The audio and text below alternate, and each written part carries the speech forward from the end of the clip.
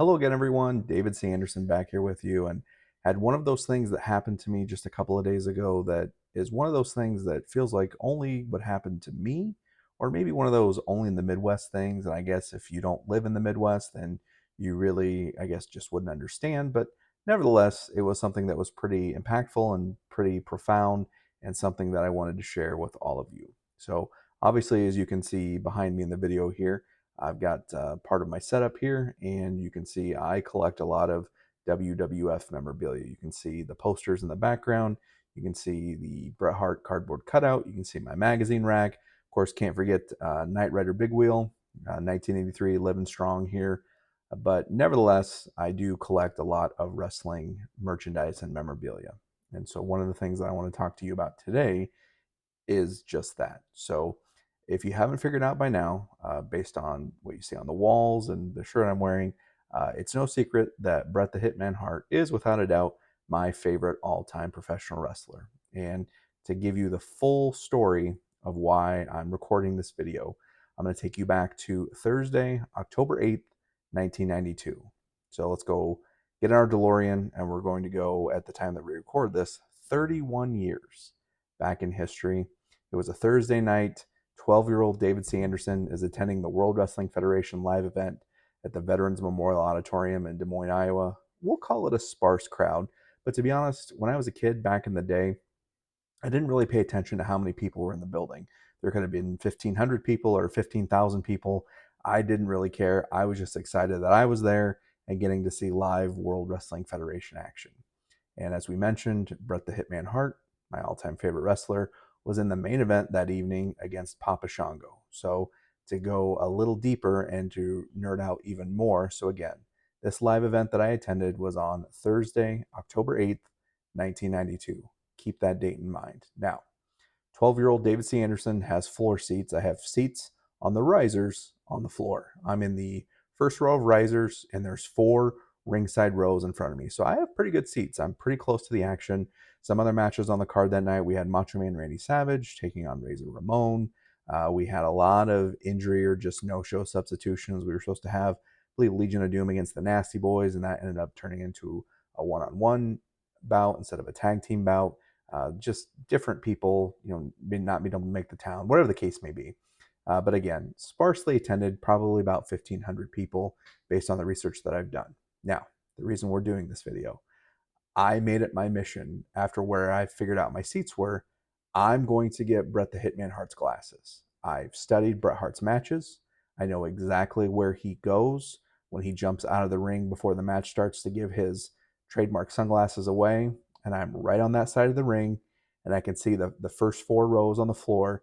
They had the front row that was completely, 1 through 15 or 16 seats. Then they had rows 2, 3, and 4, but there was an aisleway between them. So while I couldn't get all the way up to the barricade, I could get up to the back of the front row. And I scoped it out, and I didn't see any kids on the front row. I saw it was all adults or older people, but no kids. So I thought, okay, this really plays into my hand here. So we get time for the main event. Right before they start doing the ring introductions, I run up and I get as close as I can. I'm right behind the chairs of the front row. And again, all I see are adults. So this is going to be a good thing. So Papa Shango makes his entrance, which seems like it takes forever. Bret Hart's music hits. He comes out and makes his entrance. He's in the ring. He's doing his posing. He's taking off his jacket. And lo and behold, he looks towards the side of the ring, side area that I'm standing at, and I'm trying to get his attention, and he kind of smiles. I think, oh my gosh, I made eye contact, like he sees me. I'm going to get these glasses. And so he takes his ring jacket off, he hands it to the ringside attendant, and he gets out of the ring on our side and starts walking over to the barricade. And for me, again, 12-year-old David thinks I'm getting these glasses, and I see him, he pulls the glasses off, and there are, again, adults on the front row, and I can kind of see in between them. So he's coming down, and I'm thinking that we're making eye contact. And he walks up to the rail, and I'm anticipating.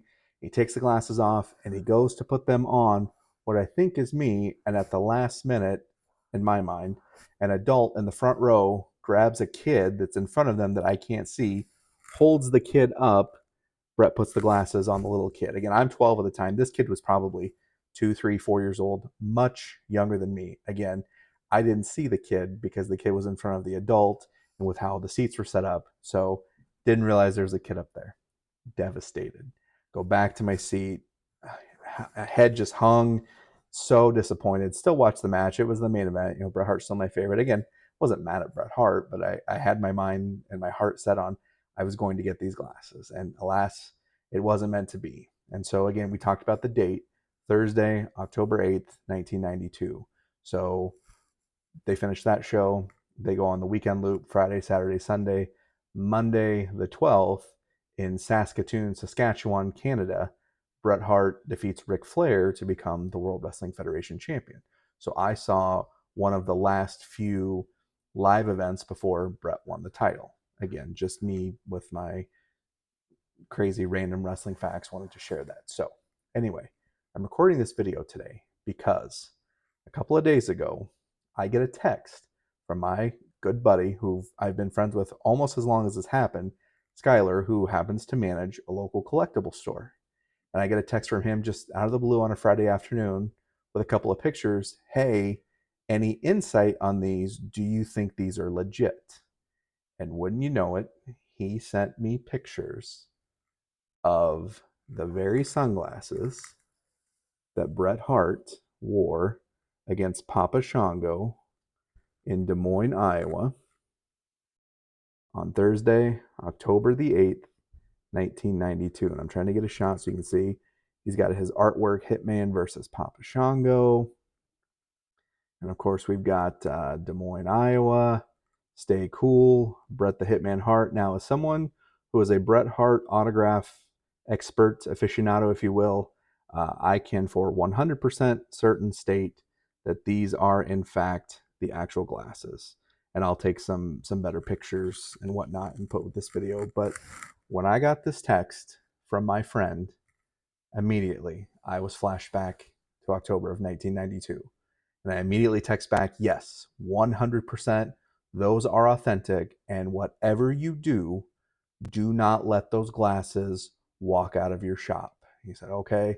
He wasn't there. He was actually not at work that day. So he was working with the buyer in the store. And I said, look, I'll pay X price. And he said, okay, I'll see what I can do. I got a text back about 5 minutes later. Hey, can you go a little higher than the price that I had said?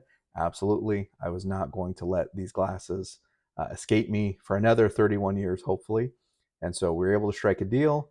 The store was able to buy them for me. And then I, in turn, was able to go in today and pick these up. And so it's just such a case of, whether it's destiny or fate or whatever. But, as I look at these, I'm transformed back to that 12-year-old kid in 1992, wanting nothing more than to get these glasses. And you know, I didn't anticipate getting emotional about this, but for me, pro wrestling is just something that I've loved literally my entire life. And um, when I had my heart set at 12 years old to get these, and then you didn't, again, in the grand scheme of life, it's not that big of a deal. You didn't get some glasses from your favorite wrestler.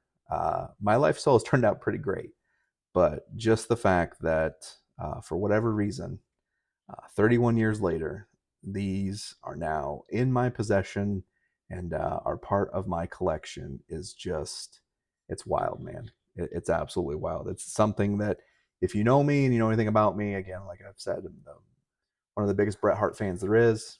And now that I have these glasses that I didn't get as a 12-year-old in my 40-something-year-old self in my collection, it's it's crazy. And I just wanted to make that video and share all of that with you. I hope that you enjoyed the story as much as I enjoyed retelling it. It's just one of those things that brings me a lot of joy. And you should always do things that bring you joy, and the things that make you happy. Those are the things that you should pursue. And for me, I've pursued my love of professional wrestling. And 30 some years later, now I have the glasses that I didn't get when I was 12 years old, but I have them now. And so, again, just wanted to share that little bit with you. Hope you've enjoyed it. For those of you who are subscribers to my social media, you are probably aware that I've started a new podcast called What the World Watched. You can find it on all your podcast platforms.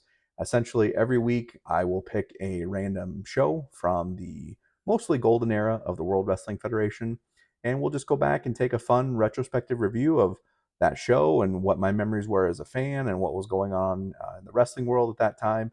And it's just a fun, feel good hour. It's a good way to kill an hour, whether you're driving to work or home from work, you're going to the gym, or whatever the case may be.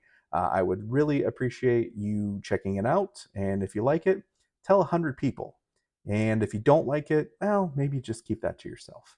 But again, thank you so much for taking just a little bit of your time out of your day to reminisce with me and bask in my glory that is acquiring these uh, almost one of one Bret the Hitman Hart ring worn sunglasses from Thursday, October 8th, 1992, in the main event versus Papa Shango.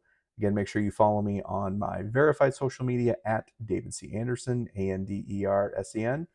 And that's all I've got for you today. So until next time.